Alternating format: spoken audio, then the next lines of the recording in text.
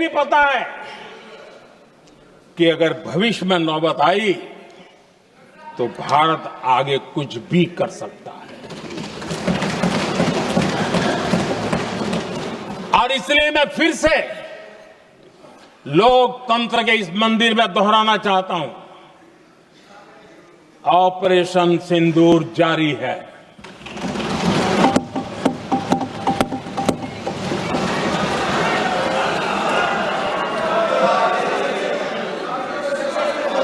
पाकिस्तान ने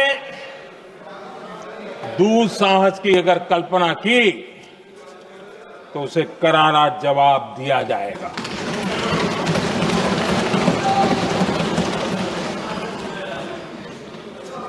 आदरणीय अध्यक्ष जी, आज का भारत आत्मविश्वास से भरा हुआ है। आज का भारत आत्मनिर्भरता के मंत्र को लेकर के पूरी शक्ति के साथ तेज गति से आगे बढ़ रहा है।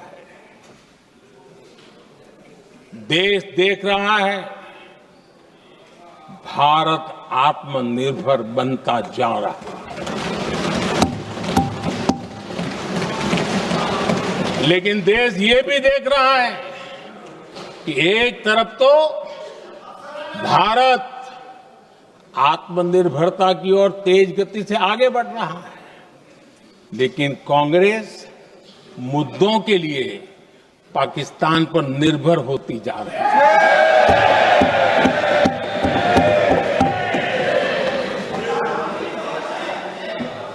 मैं आज पूरा दिन देख रहा था, जो 16 घंटे से जो चर्चा चल रही है, दुर्भाग्य से।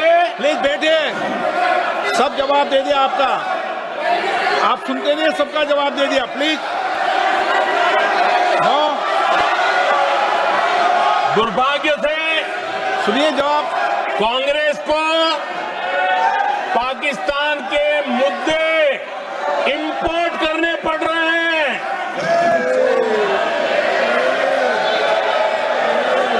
आदरणीय अध्यक्ष जी, आज के वॉरफेयर में इंफॉर्मेशन और नैरेटिव्स की प्लीज बैठिए। बहुत बड़ी भूमिका है। नैरेटिव घड़ करके, एआई का भी भरपूर उपयोग करके सेनाओं के मनोबल को कमजोर करने के खेल भी खेले जाते हैं। जनता के अंदर अविश्वास पैदा करने के भी भरपूर प्रयास होते हैं। दुर्भाग्य से कांग्रेस और उसके सहयोगी पाकिस्तान के ऐसे ही प्रपंच के प्रवक्ता बन चुके हैं।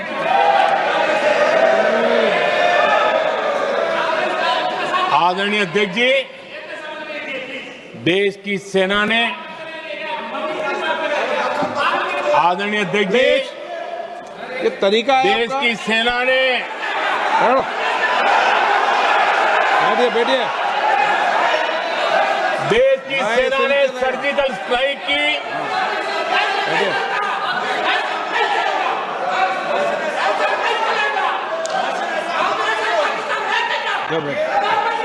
बैठिए बैठिए। आदरणीय अध्यक्ष जी, देश की सेना ने सफलतापूर्वक सर्जिकल स्ट्राइक की तो तुरंत कांग्रेस वालों ने सेना से सबूत मांगे थे। लेकिन जब उन्होंने देश का मूड देखा, देश का मिजाज देखा, तो सुर उनके बदलने लगे और बदल करके क्या कहने लगे? कांग्रेस के लोगों ने कहा, ये सर्जिकल स्ट्राइक क्या बड़ी बात है, ये तो हमने भी की थी। एक ने कहा 3 सर्जिकल स्ट्राइक की थी, दूसरे ने कहा 6 सर्जिकल स्ट्राइक की थी, तीसरे ने कहा 15 सर्जिकल स्ट्राइक की थी। जितना बड़ा नेता उतना बड़ा आंकड़ा चल रहा था।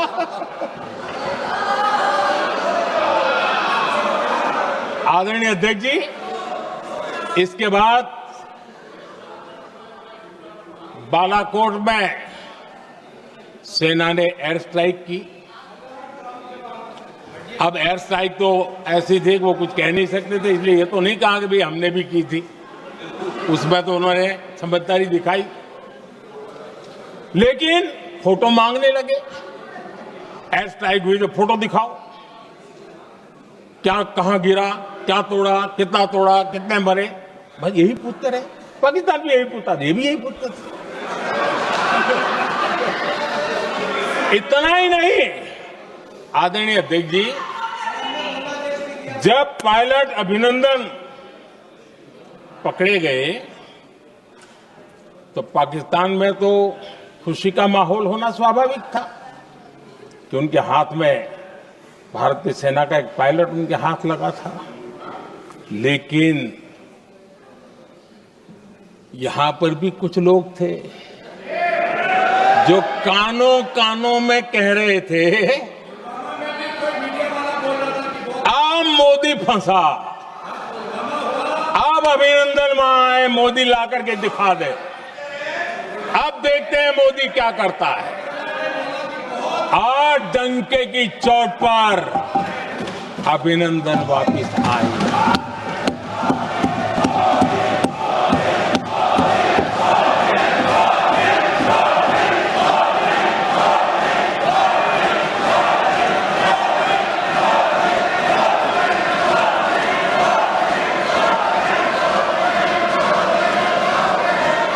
अभिनंदन को ले आए तो इनकी बोलती बंद हो गई। इनको लगा यार कि नसीब वाला आदमी है, हमारा हथियार हाथ से निकल गया। आदरणीय अध्यक्ष जी, पहलगाम हमले के बाद हमारा बीएसएफ का एक जवान पाकिस्तान के कब्जे में गया तो फिर इनको लगा वाह, बड़ा मुद्दा हाथ में आ गया है, अब मोदी फंस जाएगा। अब तो मोदी की फजीयत जरूर होगी। और उनकी इकोसिस्टम ने सोशल मीडिया में बहुत सारी कथाएं वायरल की कि ये बीएसएफ के जवान का क्या होगा, उसके परिवार का क्या होगा, ये वापस आएगा, कब आएगा, कैसे आएगा, न जाने क्या क्या चला दिया।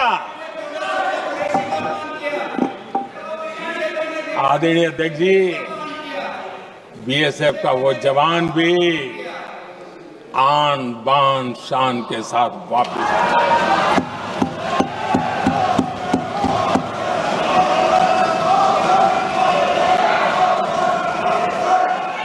आतंकवादी रो रहे हैं,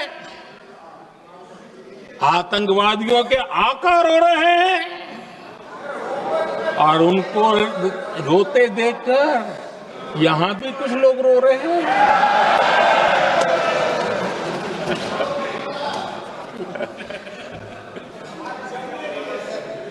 अब देखिए, सर्जिकल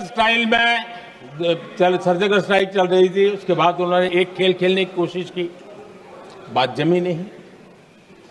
एयर स्ट्राइक हुई तो दूसरा खेल खेलने की कोशिश की, वो भी जमी नहीं।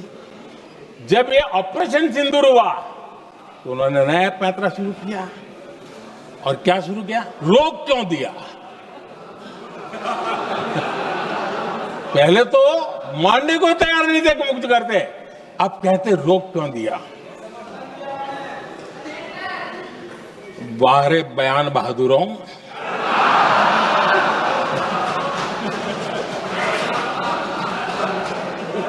आपको विरोध का कोई न कोई बहाना चाहिए,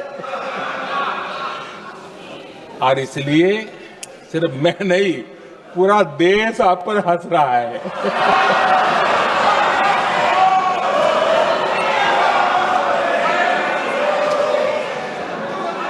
आदरणीय अध्यक्ष जी, सेना का विरोध, सेना के प्रति एक पता नहीं नेगेटिविटी,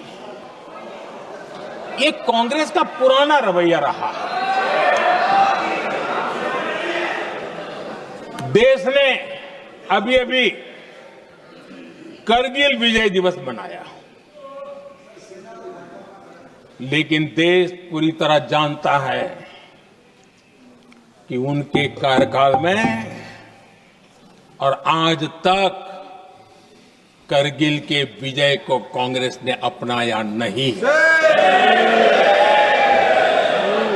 न करगिल विजय दिवस मनाया है, न करगिल विजय का गौरव किया है।